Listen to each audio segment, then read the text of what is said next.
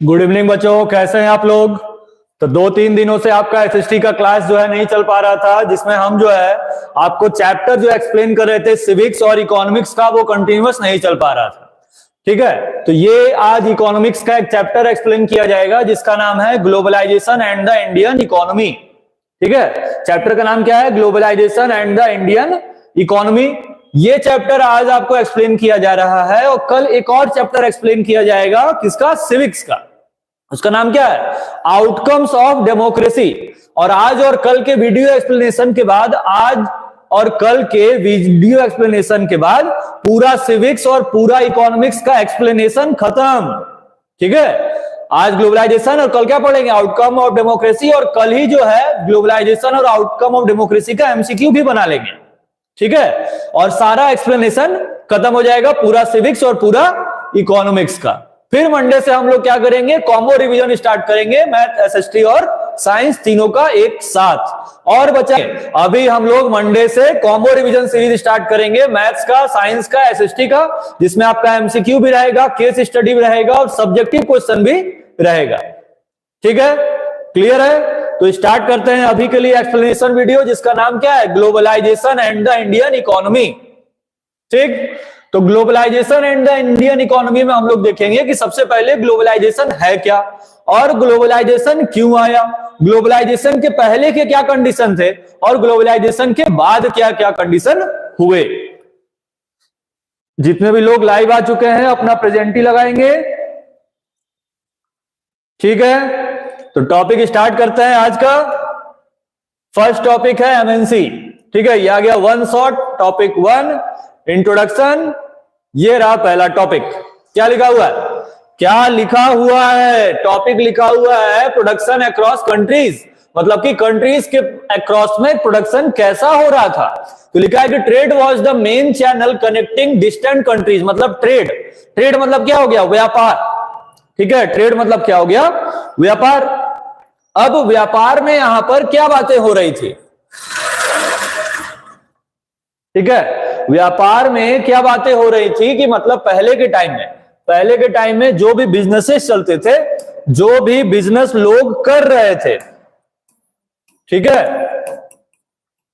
तो उसमें वो लोग ट्रेड कर रहे थे।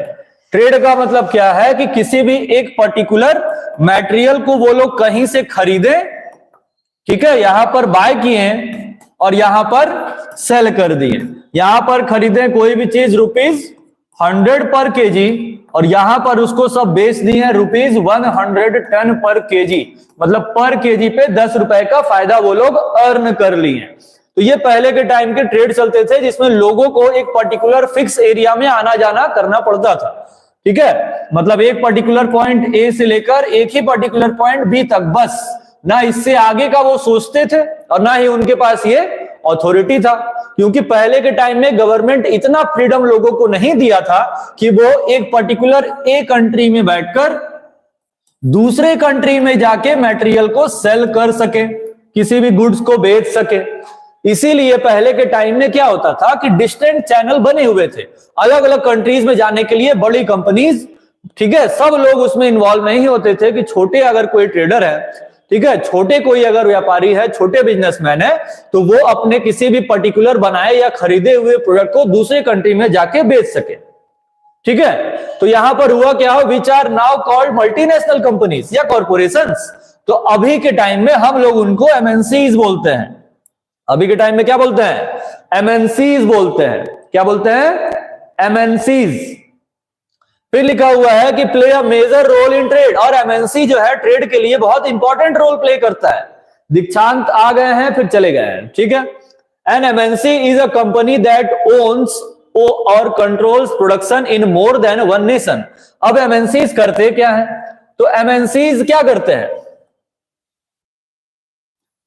जो भी एमएनसीज रहेंगे वो लोग वर्क करेंगे एक पर्टिकुलर कंट्री से एक पर्टिकुलर कंट्री से दूसरे कंट्री पर, मतलब country A to country B.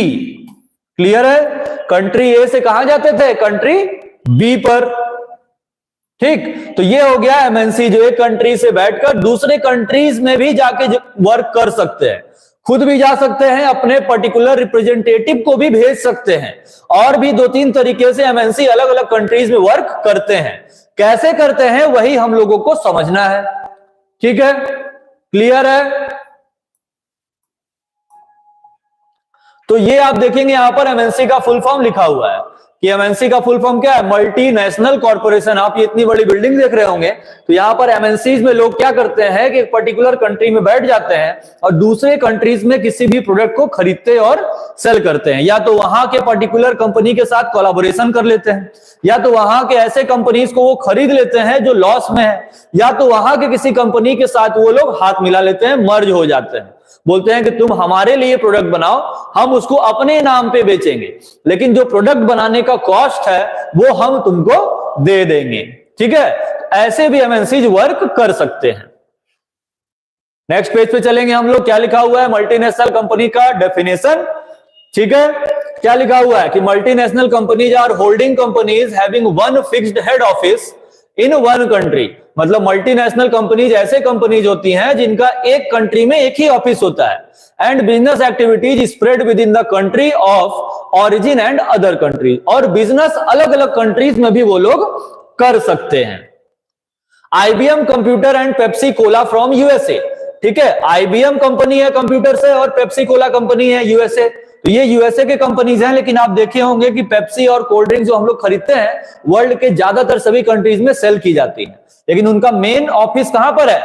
USA में। तो एक कंट्री में ऑफिस बना ली, बाकी कंट्रीज में बीपीओ बना लिए। ठीक है, क्या बना दिए? बीपीओ।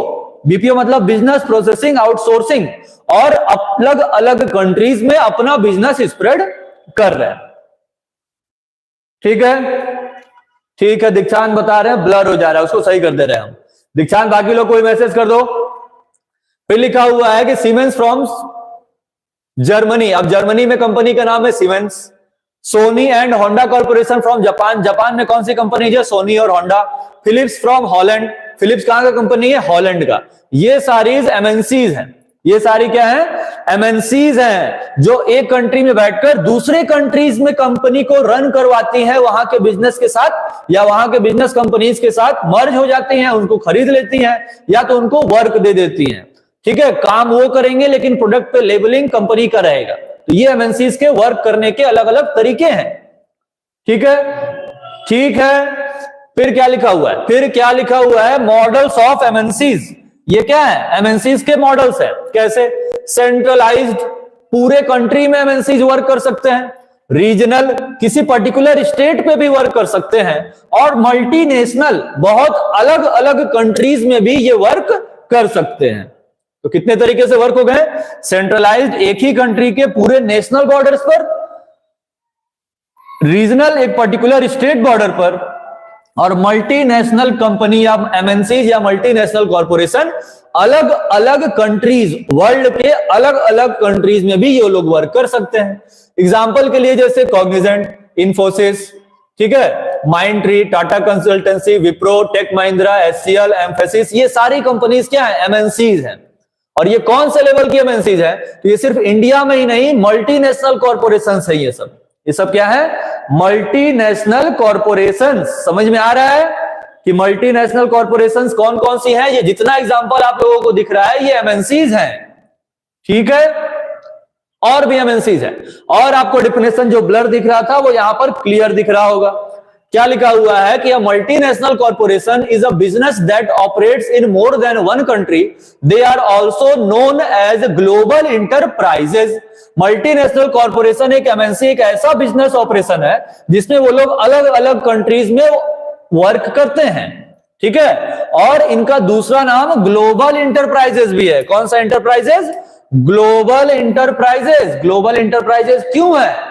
क्योंकि ये ग्लोबली वर्क कर रहे हैं। ठीक है, ग्लोबली मतलब अर्थ के जितने भी कंट्रीज हैं, लगभग ज्यादातर कंट्रीज में ये अपना बिजनेस फैलाए हुए हैं, इसलिए इनको हम लोग एमएनसीज बोलते हैं।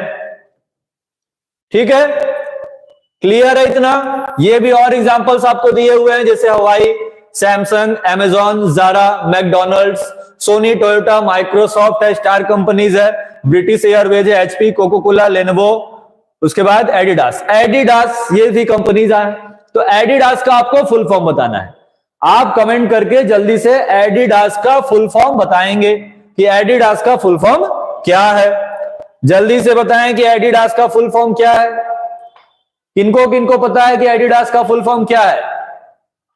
तो एडिडास का फुल फॉर्म, एडिडास का फुल फॉर्म क्या है? तो all day I dream about sports. ठीक है, ये है एडिडास का फुल फॉर्म। क्लियर है? तो ऐसे बहुत सारी कंपनीज है, ऐसी बहुत सारी कंपनीज हैं जो एक पर्टिकुलर कंट्री में अपना एक ऑफिस सेटअप कर ली है, वहां पर अपना पूरा ऑर्गेनाइजेशन बना के रखी है। ठीक है, पूरा फैक्ट्री सेटअप की है। लेकिन जब बिजनेस करना होता है तो वर्ल्ड के अलग अलग कंट्रीज में वर्क करती हैं। क्यों वो ऐसा करती हैं, हम लोग वो भी पढ़ेंगे कि मल्टीनेशनल कंपनीज अलग अलग कंट्रीज में क्यों अपना सेटअप बना के रखती हैं, वो भी हम लोग पढ़ेंगे। अब यहां पर लिखा है benefits of multinational corporations in emerging markets. Multinational corporations को क्या क्या बेनिफिट्स हैं? ठीक है, जॉब क्रिएशन, इससे हम लोग को सबसे बड़ा बेनिफिट होगा कि हम लोगों को जॉब मिलेगा। ठीक है, दूसरा क्या है? Technology transfer. अलग अलग कंट्री, मान लेते हैं कि एक कंट्री में वो अपना बिजनेस सेटअप कर ली है, तो वहां पर जो टेक्नोलॉजी से वो उस कंट्री में बिजनेस चला रहे हैं, तो जैसे ही वो दूसरे कंट्री में भी जाएंगे तो उसी टेक्नोलॉजी का यूज करके उस बिजनेस को वहां पर वो क्या करेंगे? स्प्रेड करेंगे। ठीक है, अपने बिजनेस को फैलाएंगे, तो वहां पर टेक्नोलॉजी भी ट्रांसफर होगा। फिर इंक्रीज टैक्स रेवेन्यू, इससे क्या होगा? टैक्स रेवेन्यू भी मिलेगा उस कंट्री को। फिर इंप्रूव स्टैंडर्ड्स ऑफ लिविंग, अब जितना ज्यादा जॉब क्रिएट होगा लोगों को इंप्लॉयमेंट मिलेगा। लोगों को जब इंप्लॉयमेंट मिलेगा तो उनका क्या होगा? उनका इनकम लेवल बढ़ेगा। क्या बढ़ेगा? Income level. और जब इनकम लेवल बढ़ेगा तो स्टैंडर्ड ऑफ लिविंग भी बढ़ेगा। ठीक है, स्टैंडर्ड ऑफ लिविंग भी बढ़ेगा। वो लोग क्या करेंगे? आउटिंग करेंगे। आउटिंग करने का मतलब खाना पीना है तो रेस्टोरेंट में जाएंगे, घूमना है तो टूरिस्ट एक्टिविटी करेंगे अपने ही कंट्री की स्टेट्स में या तो दूसरे कंट्रीज में। ठीक है, ये सारे स्टैंडर्ड ऑफ लिविंग इंक्रीज कर रहे हैं, इंप्रूव कर रहे हैं। तो ये कब होगा? जब इनकम लेवल बढ़ेगा। इनकम लेवल कब बढ़ेगा? जब जॉब क्रिएट होगा। जॉब कब क्रिएट होगा? जब उस कंपनी या कंट्री में एमएनसी आएगी। क्लियर है? क्लियर है इतना? ठीक है, नेक्स्ट पेज पे चलते हैं। लिखा हुआ है features of multinational company. Multinational company का क्या क्या फीचर है? अब आप यहां पर स्क्रीन पे देख रहे होंगे, ये भी सारे इमेजेस है, ये भी सारे मल्टीनेशनल कॉर्पोरेशंस हैं। जैसे आईबीएम है, लेनोवो है, ओरेकल है, एचपी है, एनवीडिया है। तो एनवीडिया जान रहे होंगे आप, एनवीडिया आप जान रहे होंगे कि एनवीडिया जैसे आप लैपटॉप कंप्यूटर्स खरीदते हैं तो उसमें हम लोग एक ग्राफिक कार्ड लगाते हैं। क्या लगाते हैं? ग्राफिक कार्ड, जो क्या करता है? कंप्यूटर के टोटल आउटपुट को इंक्रीज करता है, ताकि हम लोग जो एडिटिंग कर रहे हैं, गेम्स खेल रहे हैं, तो उसके लिए वो उसको इंप्रूव करता है, उसके परफॉर्मेंस को। तो वो एनवीडिया कंपनी है यूएसए की। ठीक है, उसके बाद गूगल क्रोम है, इंटेल है, फिर अमेजॉन है, तोशिबा है, जावा है, डेल है, एडोब है, फेसबुक है। ये सारी मल्टीनेशनल कॉर्पोरेशंस है। ये सारे क्या हैं? Multinational corporations. अब हम लोग क्या देखेंगे कि फीचर्स क्या है मल्टीनेशनल कंपनी या कॉर्पोरेशंस के। ठीक है, आप कंपनी कॉर्पोरेशंस दोनों लिख सकते हैं। अब फीचर्स आपको दिख रहे होंगे। अब फीचर्स पे फर्स्ट क्या लिखा हुआ है? Large size organisations. पहले ही बताया गया कि मल्टीनेशनल कॉर्पोरेशंस में कंट्री में, एक कंट्री में ये सेटअप बनाते हैं टोटल, फिर बाकी कंट्रीज में उसको स्प्रेड करते हैं धीरे धीरे। तो ये एक बहुत लार्ज ऑर्गेनाइजेशन है। ठीक है, फिर क्या लिखा हुआ है? Multi country operations. Multi country operations का मतलब क्या है कि बहुत सारे कंट्रीज में इनका ये वर्क चलता रहता है, इनके ऑब्जेक्टिव्स बहुत सारे हैं। ठीक है, इन्वायरमेंट्स भी बहुत सारा है। सेंट्रलाइज्ड ओनरशिप, इनका सारा ओनरशिप खुद का होता है। ठीक है, खुद का। मल्टीपल करेंसीज, ये अलग अलग करेंसीज में काम करते हैं। कैसे? जैसे मान लेते हैं कि एक एमएनसी है यूएसए का, अब वो इंडिया में भी वर्क कर रहा है।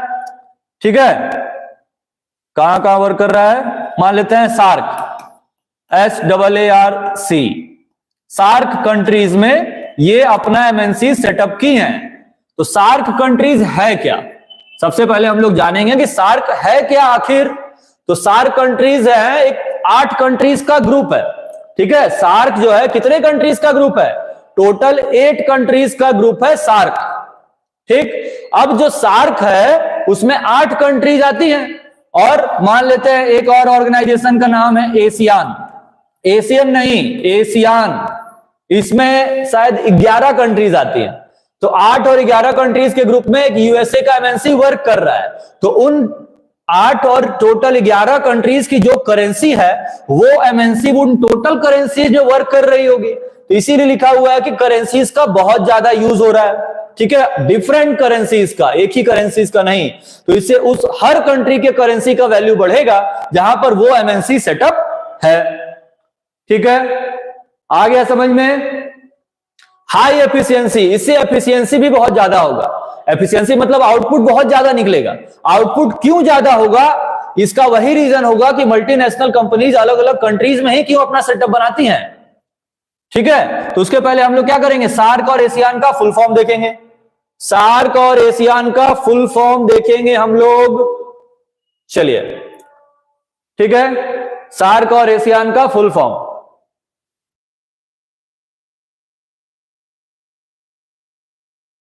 किनको किनको सार्क और एशियान का फुल फॉर्म पता है, आप लोग बता सकते हैं, जल्दी से बताएंगे। सार्क, वो वाली सार्क नहीं, SHARK नहीं, SAARC। और एक कौन सा है, एशियान। पहले सार्क के बारे में जान लेते हैं क्योंकि कंट्रीज भी जानना होगा उसमें। तो सार्क का फुल फॉर्म क्या है, south Asian Association for regional corporation,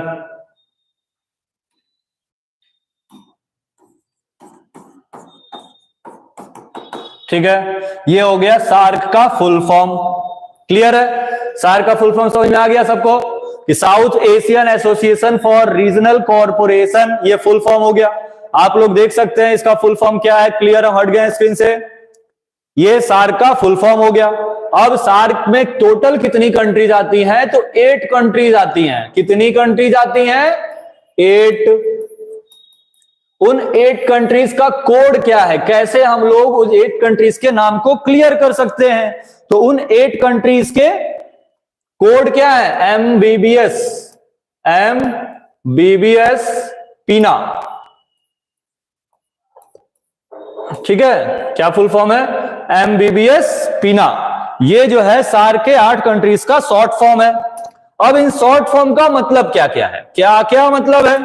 तो M से क्या है, M से, B से, S से, P से, I से, N से और A से।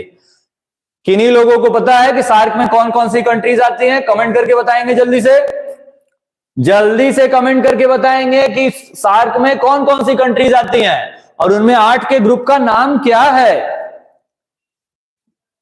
ठीक है, ऑप्शन आ गया है, सभी लोग बता रहे हैं, चलिए अच्छा बात है। तो म्यांमार, ठीक है, बी से भूटान, फिर बी से बांग्लादेश, फिर श्रीलंका, पाकिस्तान, इंडिया, नेपाल और अफगानिस्तान। ठीक है, सार्क का फुल फॉर्म क्या हो गया, South Asian Association for Regional Corporation. SAARC में कितनी कंट्रीज आती हैं, तो 8 कंट्रीज आती हैं, म्यांमार, भूटान, बांग्लादेश, श्रीलंका, पाकिस्तान, इंडिया, नेपाल और अफगानिस्तान। ये टोटल 8 कंट्रीज हैं। ठीक है, आ गया समझ में, किन्हीं को कोई प्रॉब्लम नहीं। ठीक है, तो ये 8 कंट्रीज हो गई सार्क में। अब सार्क का हेडक्वार्टर कहां है, सार्क का हेडक्वार्टर कहां है, किसी को पता है कि सार्क का हेडक्वार्टर कहां है, जल्दी से बताएंगे कमेंट करके। तो सार्क का हेडक्वार्टर है, चल जाओ भाई, हाँ, सार्क का हेडक्वार्टर कहाँ है? शॉर्ट फॉर्म हेडक्वार्टर कहाँ है इसका? नेपाल का कैपिटल काठमांडू में। ठीक है, सार्क का हेडक्वार्टर कहाँ है? काठमांडू में। तो हेडक्वार्टर वही होगा जो इन 8 कंट्रीज के किसी एक कंट्री के कैपिटल पे इसका हेडक्वार्टर होता है। क्लियर है? आ गया समझ में? ठीक है, तो इसका फुल फॉर्म हम लोग लर्न कर लेंगे। अब इसका एमएनसीज में क्या काम है? मान लेते हैं कि कोई एमएनसी है जिसका नाम है एबीसी। एबीसी एक कंपनी है जो यूएसए की है, लेकिन वो अपना बिजनेस इन 8 कंट्री में चला रही है।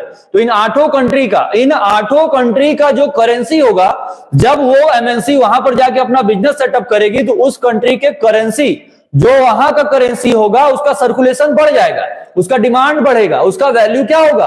बढ़ेगा, लोगों को इंप्लॉयमेंट मिलेगा, स्टैंडर्ड ऑफ लिविंग भी बढ़ेगा, तो ओवरऑल कंट्री का डेवलपमेंट होगा। ठीक है, तो ओवरऑल डेवलपमेंट होगा। लेकिन वहां के ओरिजिनली जो उन 8 कंट्रीज में रहने वाले पुराने बिजनेस ओनर्स हैं, उन सबको नुकसान होगा। ठीक है, वो लोगों का इंप्लॉयमेंट स्टेटस, इनकम लेवल घटता जाएगा। ये हम लोग पढ़ेंगे आगे कैसे घटेगा। ठीक है, और एक नेक्स्ट कौन है? एशियान। एशियान का फुल फॉर्म बताएंगे और इनके 11 कंट्री का नेम बताएंगे कमेंट करके, जिनको भी पता है जल्दी से बताएंगे। तो एशियान का फुल फॉर्म क्या है? Association for south east Asian nation. समझ में आ गया? ये एशियान का फुल फॉर्म है। हेडक्वार्टर इसका कहां है? तो इसका हेडक्वार्टर है जकार्ता में। कहां? जकार्ता। ठीक है, जिनको नहीं पता वो यहां पर देख लेंगे।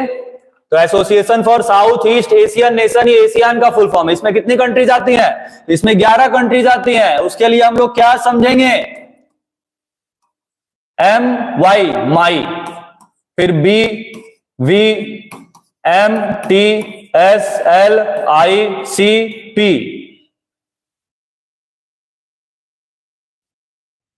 एक छूट रहा है?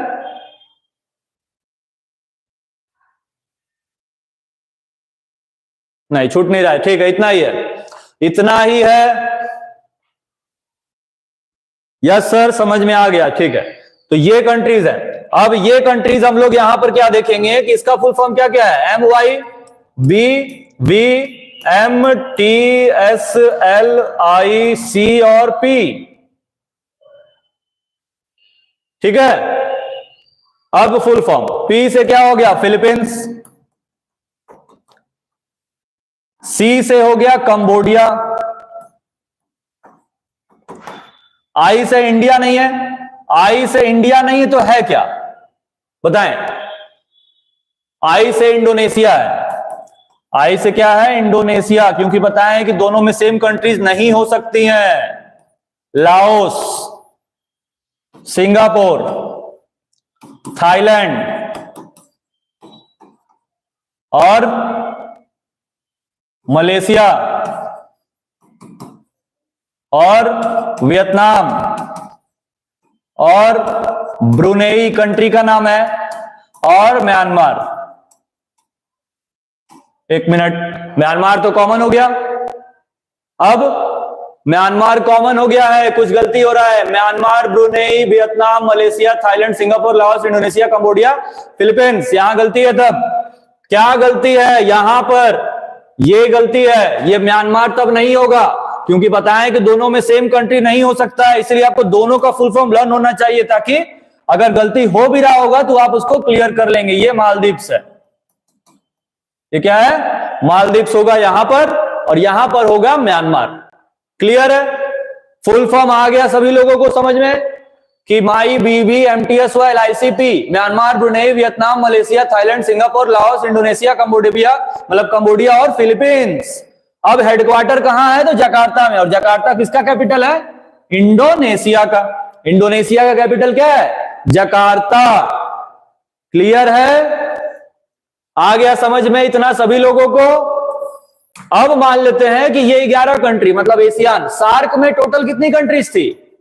सार्क प्लस एशियान अगर कर देते हैं हम लोग, तो टोटल कंट्रीज हो गए उधर 8 और इधर 10 और 8 18 कंट्रीज, और एक एमएनसी जब 18 अलग अलग करेंसीज का यूज करेगी तो उन सारे करेंसीज का वैल्यू बढ़ेगा और उस कंट्री का एम्प्लॉयमेंट स्टेटस भी बढ़ेगा, इनकम लेवल भी बढ़ेगा, स्टैंडर्ड ऑफ लिविंग भी बढ़ेगा, और यही है एमएनसी का सबसे मेन एडवांटेज।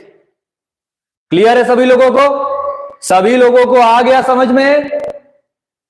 ठीक है, ठीक है, आ गया समझ में तो जल्दी से लिखेंगे, कमेंट करेंगे यस सर। तब नेक्स्ट टॉपिक पे हम लोग चलते हैं।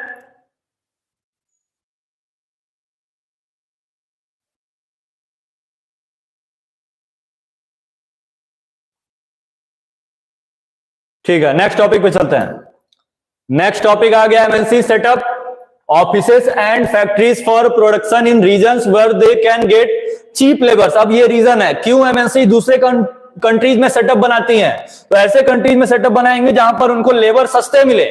जब सस्ते लेबर मिलेंगे तो उनका पैसे का बचत होगा और बेनिफिट ज्यादा होगा।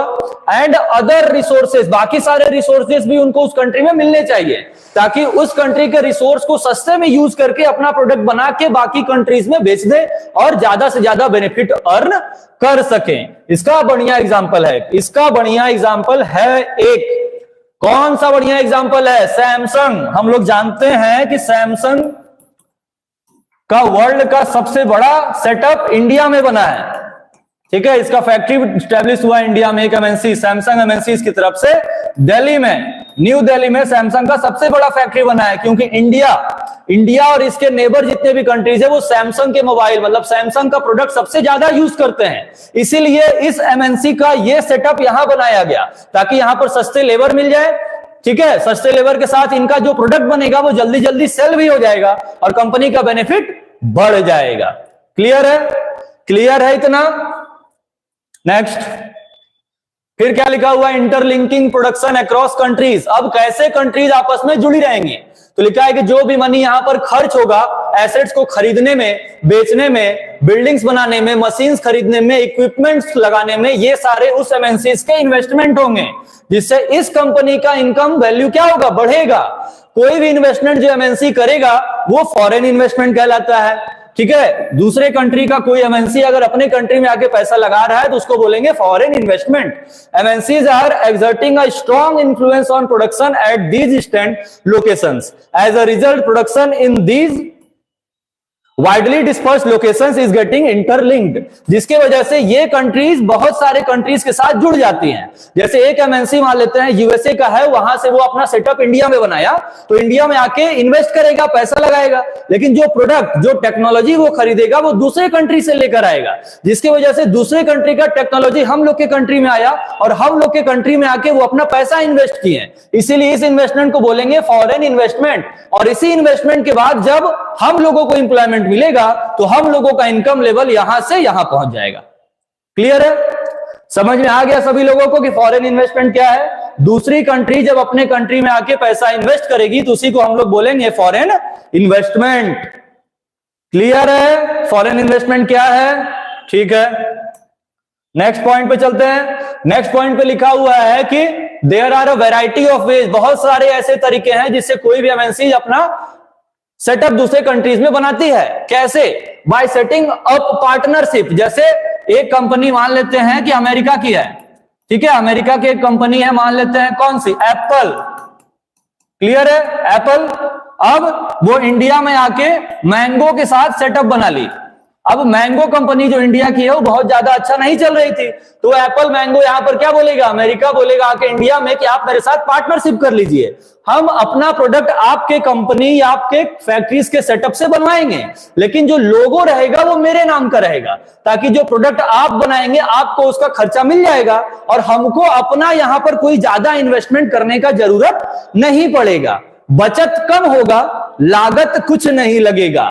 ठीक है, मतलब रिवेन्यू, मतलब जो उनको प्रॉफिट हो रहा है वो थोड़ा कम होगा, लेकिन इन्वेस्टमेंट वो कुछ नहीं लगाएंगे। तो ये पार्टनरशिप हो गया। By using the local companies for supplies, यहां भी वही कंडीशन है, यहां पर वो क्या करेंगे? पार्टनरशिप के बाद दूसरा बोल देंगे कि आप मेरे सप्लाईज को बनाइए, तब भी वही condition. By closely competing with local companies और बाइंग देम अप, और क्या करेंगे? लोकल कंपनीज को डायरेक्ट खरीद लेंगे, जो कंपनीज बहुत ज्यादा लॉस में है उनको खरीद लेंगे और उनका सारा जमीन, प्रोडक्ट, मशीन, उनके लेबर सब उनको बने बनाए मिल जाएंगे और वो अपना वर्क करते रहेंगे। क्लियर है? और क्या है? MNC setup production jointly. और क्या कंडीशन है? लिखा है कि first MNC can provide money. पहले क्या करते हैं कंपनी, जो भी एमएनसी है वो मनी प्रोवाइड करते हैं इन्वेस्टमेंट के लिए, लाइक जैसे मशीन खरीदना है, जमीन खरीदना है, प्रोडक्शन कंपनीज बनाना है। Second, MNCs might bring with them the latest technology, और अपने साथ वो लेटेस्ट टेक्नोलॉजी को भी लेकर आएंगे, ताकि उस कंट्री में अगर वो टेक्नोलॉजी नहीं है तो उस नए टेक्नोलॉजी की वजह से वो उस कंट्री में जाकर वहां के ज्यादा से ज्यादा लोगों को अपनी तरफ अट्रैक्ट कर सकेंगे। नेक्स्ट पॉइंट में क्या लिखा है? Foreign trade and integration of markets. तो ये आज तक के लिए ये टॉपिक 1 हो जाएगा। क्या हो जाएगा? टॉपिक 1। कुछ ही टाइम के बाद आपके लिए जो है इस चैप्टर का टॉपिक 2 आएगा, जिसमें हम बाकी टॉपिक्स एक्सप्लेन करेंगे 5 मिनट के बाद। ठीक है, तो ये टॉपिक आपको कैसा लगा कमेंट करके बताएंगे। तब तक के लिए बने रहिए हमारे चैनल डीजे क्लासेस पर।